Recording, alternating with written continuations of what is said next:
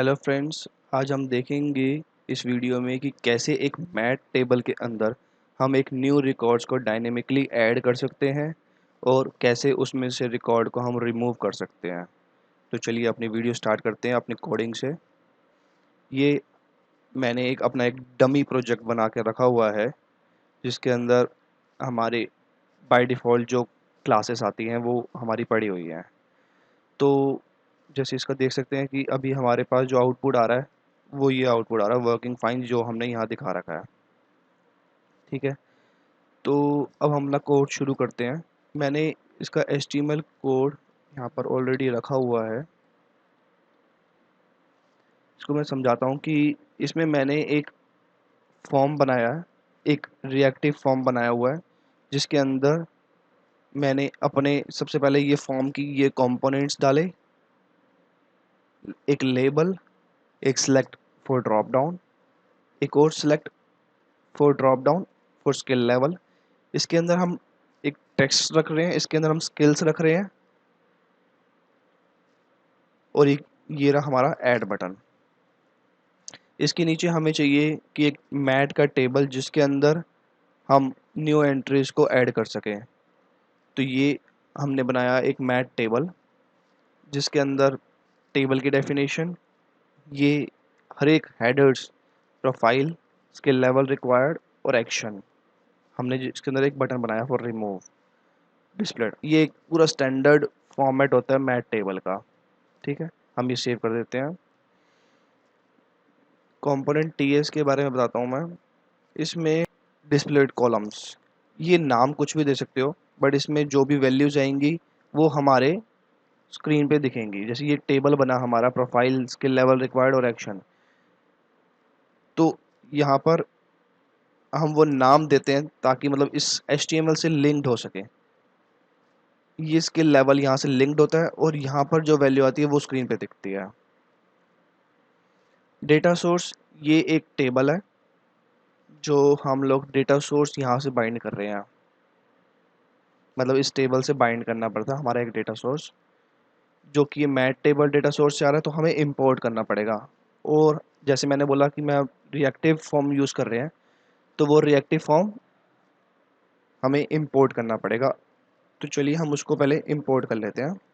तो हमें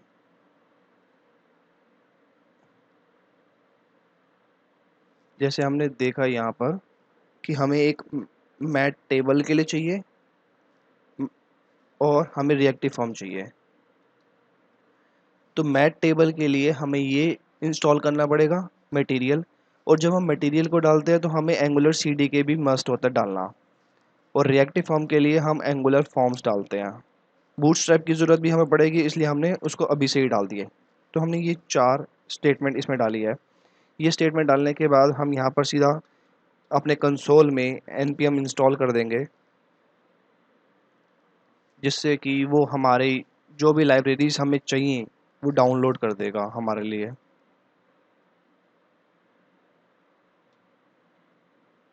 तो ये डाउनलोड हो गई है। अब हम देखें, तो हमें इसे इंपोर्ट भी करना पड़ेगा ऐप मॉड्यूल्स के अंदर। ऐप मॉड्यूल्स में मटेरियल के हमें ये सारे इंपोर्ट डालने पड़ेंगे क्योंकि हम मैट टेबल को यूज़ करने वाले हैं, और साथ ही इन्हें इंपोर्ट भी करना पड़ेगा हमें। यहाँ से हम इससे भी इंपोर्ट करना पड़ेगा from mat table data source. और रिएक्टिव फॉर्म के लिए फॉर्म ग्रुप को भी इंपोर्ट करना पड़ेगा फ्रॉम एंगुलर फॉर्म्स।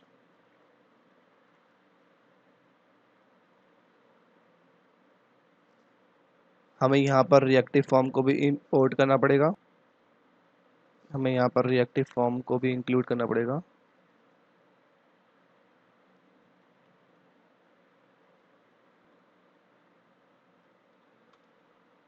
इसे इंपोर्ट करना पड़ेगा इसके स्टेटमेंट्स।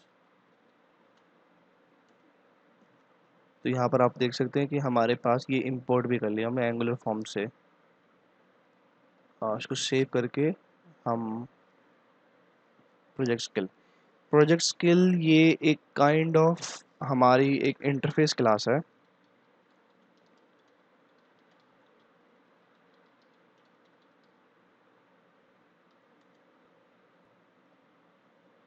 ये प्रोजेक्ट स्किल जो है ये एक इंटरफेस है जिसके अंदर हमें डिफाइन करना पड़ता है कि हम क्या क्या फील्ड्स स्टोर करने वाले हैं, स्किल रिक्वायर्ड और प्रोफाइल जो हमें इस टेबल के अंदर रिक्वायर्ड है।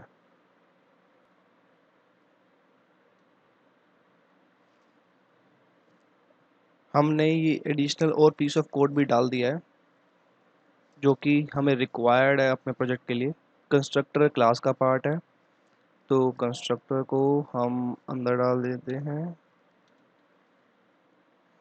फॉर्म कंट्रोल को हमें इंपोर्ट करना पड़ेगा यूजिंग कंट्रोल स्पेस, या फिर हम डायरेक्टली ये लाइन भी लिख सकते हैं, फॉर्म कंट्रोल। ऑन ऐड एक मेथड हमने बनाया और ऑन रिमूव एक मेथड बनाया है। ये दोनों मेथड्स हमें अपने क्लास के अंदर डालने पड़ेंगे। ये मेथड्स हमारे कहाँ से कॉल होंगे, जो हमने अभी HTML का फॉर्म बनाया था। HTML के फॉर्म में हमारे पास ऑन ऐड कि मतलब जब इस बटन पे क्लिक करेंगे तो ऑन ऐड का फीचर कॉल होगा और इस पे क्लिक करने पे हमारे ऑन रिमूव का फंक्शन कॉल होगा। तो उसकी डेफिनेशन हम लोगों ने यहाँ से डिफाइन कर रखी है। तो आई थिंक यही हमारा पीस ऑफ कोड है जो हमने यहाँ पर डाल दिया है टू डिस्प्ले मैट टेबल, और उसमें हम कैसे न्यू रिकॉर्ड्स को ऐड कर सकते हैं या फिर रिमूव कर सकते हैं। तो एक बार स्टार्ट करके देख लेते हैं एप्लीकेशन को। तो अब जैसे कि हम देख रहे हैं कि वहाँ पर हमने कोड डाला और हमारे पास ये रिकॉर्ड्स आ गया है। मैं यहाँ से अगर कुछ भी ऐड करूँ तो मेरे टेबल में आ रहे हैं, बट ये बहुत अच्छे नहीं दिख रहे। तो इसके लिए हम लोग बूटस्ट्रैप का यूज़ करेंगे फॉर अ नाइसर व्यू। जिसके लिए मैंने पहले ही अपने पैकेज डॉट जेसन वाली क्लास के अंदर आपके सामने मैंने बूटस्ट्रैप की क्लास को ऐड कर दिया था। अब बूटस्ट्रैप को यूज़ करने के लिए हमें अपने एंगुलर डॉट जेसन वाली क्लास के अंदर भी चेंजेस करने पड़ते हैं। हमने अपनी एंगुलर डॉट जेसन क्लास के अंदर स्पेसिफाई करना पड़ता है कि बूटस्ट्रैप का हम यूज़ करने वाले हैं और उसकी ये फाइल किस लोकेशन पे पड़ी हुई है। CSS का हमें पाथ देना पड़ता है। तो जब हमने ये पाथ दिया तो हमारा आउटपुट देखें हम अगर एक बार, हमारा आउटपुट अभी भी सेम ही है। मैंने अभी अपनी एंगुलर एप्लीकेशन को रीस्टार्ट किया ये डालने के बाद, बूटस्ट्रैप डालने के बाद, तब मेरे पास ऐसा कुछ दिखना शुरू हो गया जहाँ पर प्रोफाइल्स के अंदर ये थोड़ा सा बेटर हो गया है, बट ये टेबल अभी भी छोटा दिख रहा है। तो टेबल को सही करने के लिए हम एक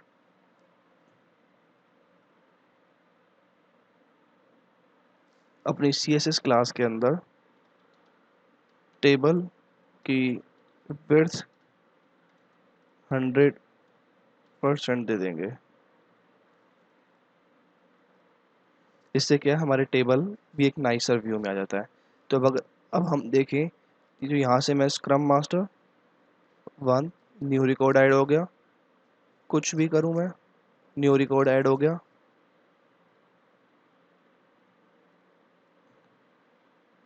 न्यू रिकॉर्ड ऐड हो गया और यहाँ से मैं अपने रिकॉर्ड को रन टाइम पे रिमूव भी कर सकता हूँ और कितनी बार भी ऐड कर सकता हूँ। तो that's all for this video. I hope you liked it.